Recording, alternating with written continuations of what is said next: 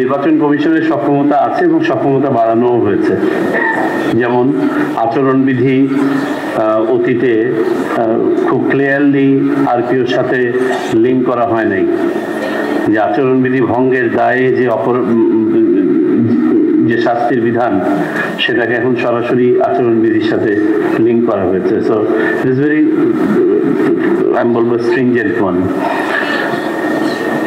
আমাদের সক্ষমতা বাড়ানো হয়েছে, আমরা পুরা কনস্টিটিউয়েন্সির এখন ফলাফল এবং ভোট উভয়ই, ফলাফল বাতিল করতে পারবো, ভোট গ্রহণ স্থগিত করতে পারবো। আগে যেটা ছিল শুধুমাত্র কেন্দ্র, সেগুলো সক্ষমতা বেড়েছে। কিন্তু কথা হচ্ছে সক্ষমতা বাড়ার সাথে সাথে আমরা কি শুধু সক্ষমতা প্রয়োগ করতে থাকবো? সেটা আমাদেরকে কোথায় নিয়ে যাবে? আমাদেরকে সবাইকেই দায়িত্বশীল আচরণ করতে হবে। যে কথাটা সর্বশেষ বক্তা বললেন তার কথা সুর ধরেই বলছি। আমাদের উদ্দেশ্য তো শুধু ভোট বন্ধ করে দেওয়া না, সুষ্ঠু ভোট অনুষ্ঠান। কিন্তু আমি যে মেসেজটা দিতে চাই, যদি কোনো রাজনৈতিক দলের কর্মকাণ্ডের কারণে আমরা বাধ্য হই ফলাফল স্থগিত করতে বা ভোট বাতিল করে দিতে, ভোট স্থগিত করতে, তারাই ক্ষতিগ্রস্ত হবে। কারণ প্রথমত তারা ক্ষতিগ্রস্ত হবেন, দ্বিতীয়ত হ্যাঁ আমাদের কিছু খরচ বাড়বে, তৃতীয়ত আমাদের ভাবমূর্তি পূর্ণ হবে জাতি হিসেবে, সেটা অন্য কথা। কিন্তু যারা করবেন তাদের ভাবার কোনোই কারণ নাই যে আমরা এটা সহ্য করে কোনোরকম একটা নির্বাচন সম্পন্ন করব। এটা নির্বাচন কমিশনের পক্ষ থেকে একটা ক্লিয়ার কাট মেসেজ আমরা আজকে দিতে চাই। আপনারা কয়েকটা বিষয়ের অবতারণা করেছেন, তফসিলে একটি সপ্তাহ বলা যায় কিনা আমি নিশ্চিত মাননীয় প্রধান নির্বাচন কমিশনার মহোদয় এটা ব্যাপারে বলবেন। আমরা কিন্তু এক সপ্তাহ বলি না, বাট 2 সপ্তাহ টাইম ফ্রেম কিন্তু আমরা বলে দিয়েছি যে ডিসেম্বরের প্রথমার্ধে। এটা হয়তো বা in due course of time আর কদিন গেলে আমরা হয়তো, আজকে তো মাননীয় প্রধান উপদেষ্টা একটা ভাষণ দিলেন এবং এখানেরও তো একটা ইমপ্লিকেশন আমাদের ইলেকশন আছে। আপনারা বুঝতেই পারছেন যে আমরা অনেক কিছু চাইলেও তো আমাদেরকে we had to wait until the national consensus was reached. Artificial ইন্টেলিজেন্সের ব্যাপারে, টুলের ব্যাপারে কেউ একজন বলেছেন, জি হ্যাঁ আমরা কিন্তু আর্টিফিশিয়াল ইন্টেলিজেন্স টুল এখানে সেট আপ করছি। শুধু আমরা না, আমাদের রাষ্ট্রীয় যতটুকু সক্ষমতা আছে পুরাটাই আমরা ব্যবহার করব। এবং পাশাপাশি জাতিসংঘেরও একটা টুল ডেভেলপ করা আছে ইউএনডিপির, আর আমরা যেহেতু মেম্বার কান্ট্রি আমরা সেটাও ব্যবহার করতে পারি। সেই সার্ভিসটা আমরা দিচ্ছি এবং আমরা সেট আপ করছি। হ্যাভিং সেড দ্যাট, এখানে দুটো চ্যালেঞ্জ আছে। চ্যালেঞ্জ হচ্ছে আর্টিফিশিয়াল ইন্টেলিজেন্স ব্যবহার করে বা সোশ্যাল মিডিয়া ব্যবহার করে যেসব অপপ্রচারগুলো হয়ে থাকে, এর 50% সোর্সেস আর নট ট্রেসেবল, ট্রেসই করা যায় না। ফেক এন্টিটি থেকে, ফেক ইয়ে থেকে এগুলো ব্যবহার করে।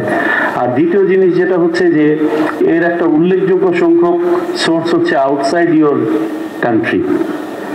তো তাকে আমি আইডেন্টিফাই করতে পারলেও আইনের আওতায় আনতে পারি না। এখন এই বাস্তবতায় আমরা তো আর কোনো ওয়েবসাইটকে পুরোপুরি ব্লকও করতে পারছি না। আর অতীতে যে পদ্ধতিতে নির্বাচন হয়েছে 3 দিনের জন্য ব্যান্ডউইথ লিমিট করে দেওয়া, সেই পদ্ধতিও আমাদের কোনো সমাধান নয়। মাত্র 30% টাকায় জমির মালিক হয়ে নতুন বাংলাদেশের গড়ে তোলার স্বপ্ন দেখা বাংলা বসতি। আমাদের সমাধান এখন যে মাল্টিপল পদ্ধতিতে আমরা যাচ্ছি, তার মধ্যে নাম্বার 1 যে স্ট্র্যাটেজিক্যাল অ্যাপ্রোচ ইলেকশন কমিশন নিচ্ছে, যে আমাদেরকে ভালো ইনফরমেশন দ্বারাই খারাপ ইনফরমেশনকে ফাইট করতে হবে, যে অপতথ্যকে সঠিক তথ্য দিয়েই প্রতিহত করতে হবে। এবং এখানে রাজনৈতিক দলগুলোর বিশেষ ভূমিকা আছে। আর যেগুলোকে আমরা আইডেন্টিফাই করতে পারবো দ্রুততম সময়ের মধ্যে তাদেরকে আইনের আওতায় নিয়ে আসা, যেসব সাইটকে আমরা আপনার ব্লক করে দিতে পারবো, লিমিট করে দিতে পারবো, দ্রুততম সময়ে সেগুলোর বিরুদ্ধে ব্যবস্থা নেওয়া।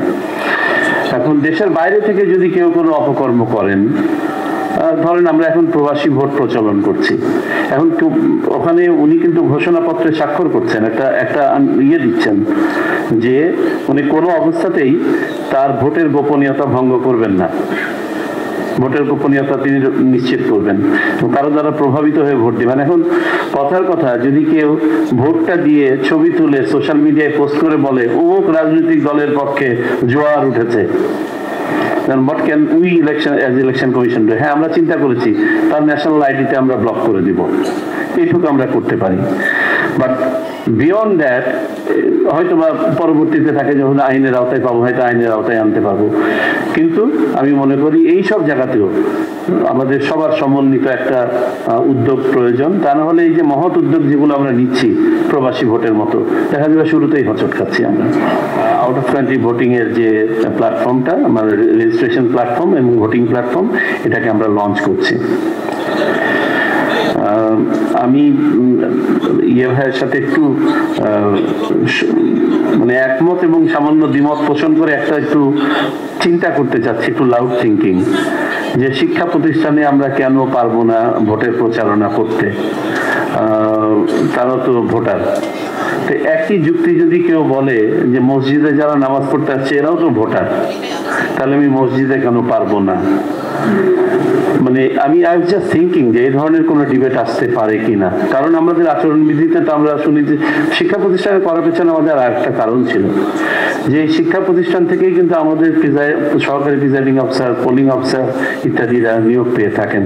এখন এখানে যদি আমরা প্রভাবটা বিস্তার করতে দেই তাহলে এটা ভোটের উপর প্রভাব পড়তে পারে। এবং এখানে আরেকটা বিধান করা হয়েছে যে কোনো পরিচালনা পর্ষদের কোনো চেয়ার বা সদস্য যদি ভোটে দাঁড়ান তাহলে ওই শিক্ষা প্রতিষ্ঠানের পরিচালনা পর্ষদ থেকে তাকে পদত্যাগ করতে হবে নমিনেশন সাবমিশনের আগে। তো যখন আমরা এই বিধানটা করছি তখন ওইটা কতটুকু ভাববো এটা আমি আপনাদেরকে আরো একটু ডেলিবারেশনের জন্য আমি অনুরোধ করব।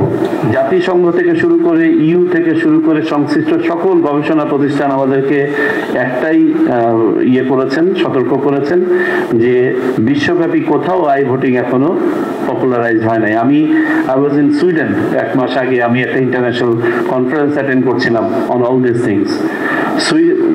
পুরা ইউরোপিয়ান ইউনিয়ন এস্তোনিয়াতে যাচ্ছে ভিজিট করতে, যে কি কি ডিফিকাল্টি তারা ফেস করছে আর কারা কারা ই ভোটিং থেকে পিছু হেঁটে এসেছে এটা যদি আপনাদেরকে শেয়ার করি। Australia, Japan, Kazakhstan, Romania, Germany, Switzerland, 2 of the Scandinavian countries, UK, কোনো না কোনো ফর্ম অফ ই ভোটিং বা সিস্টেম থেকে পিছু হেঁটেছে। তারা কেউই কিন্তু আমাদের চেয়ে টেকনোলজিক্যালি লেস অ্যাপ্ট না। So this is one definite এটা করতে পারলে তো ভালোই হবে। আর যেসব দেশে এগুলো টেস্ট অ্যান্ড ট্রায়াল করছে, কেউ কেউ ইতোমধ্যে 5 বছর হয়ে গেছে ট্রায়াল, কারো 10 বছর। সো আমাদেরকে ওই সময়টা দিতে হবে ট্রায়ালে বিফোর ইউ ইন্ট্রোডিউস দিস। আর মিনওয়াইল যদি কোনো গ্লোবাল সলিউশন দাঁড়িয়ে যায়, আমরা তো তখন অফ দ্য শেলফ কিনে এনে লাগিয়ে দিতে পারবো, আমার তার ডেভেলপ করার দরকার নেই। সো আমরা সবকিছু গবেষণায় নিয়ে, আপনারাও আমাদের ইয়েতে অংশগ্রহণ করেছিলেন অনেকগুলো রাজনৈতিক দল, আমরা 2টো অপশন প্রেজেন্ট করেছিলাম প্রবাসী ভোটের জন্য। আমরা বলেছিলাম আইটি সাপোর্টেড পোস্টাল ব্যালট অথবা প্রক্সি ভোটিং, এবং ভোটাররা নির্বাচন করুক উনি কোন পদ্ধতিতে দিবেন। কিন্তু আমরা প্রক্সি ভোটিং এর পক্ষে সমধিক সমর্থন পাই নাই। 24টা উপস্থিত রাজনৈতিক দলের মধ্যে 16টা দল এটার বিপক্ষে অবস্থান নিয়েছেন। তাদের বক্তব্য ছিল যে এতে করে হয়তো বা will of the voter may not be reflected 100%, এবং which is true. আমার প্রবাস থেকে একটি পদ্ধতিও নাই গ্লোবালি, 6টা পদ্ধতি সাধারণভাবে আছে, তার কোনো পদ্ধতি উইদাউট এ চ্যালেঞ্জ নয়। সব পদ্ধতিরই কোনো না কোনো চ্যালেঞ্জ আছে। আমরা সেটা মেনে নিয়েই আমাদের সীমাহীন যে প্রত্যাশা, সেই প্রত্যাশাটা বাস্তবায়নে একটা উদ্যোগ নিয়েছে। এখানে আপনাদের সহায়তা প্রয়োজন।